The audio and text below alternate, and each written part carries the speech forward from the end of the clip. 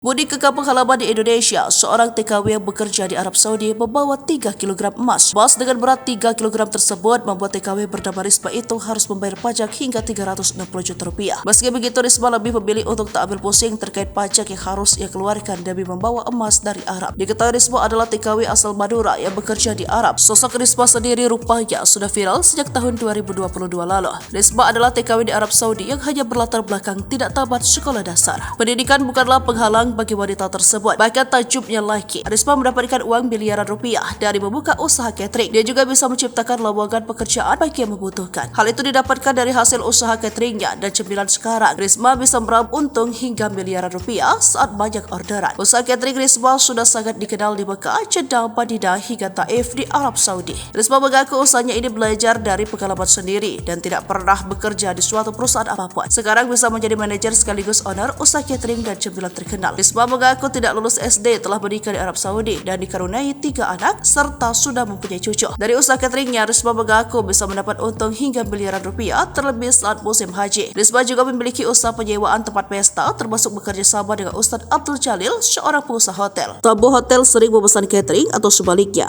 Risma membawa tamunya ke hotel Ustadz Abdul Jalil. Berdasarkan pengalamannya, Risma mengaku pernah mendapat hasil hingga 1 juta riyal atau setara 3,7 miliar lebih dari hasil usaha catering saat melayani jemaah Haji Plus. Namun untuk usaha cemilannya, Risma mengaku pendapatannya belum stabil. Sementara ini, yang terpenting ada pemasukan dulu sambil pemulihan pasca pandemi. Hebatnya Risma tidak sekedar bekerja, tapi ia menciptakan lapangan kerja di kota Mekah, Arab Saudi.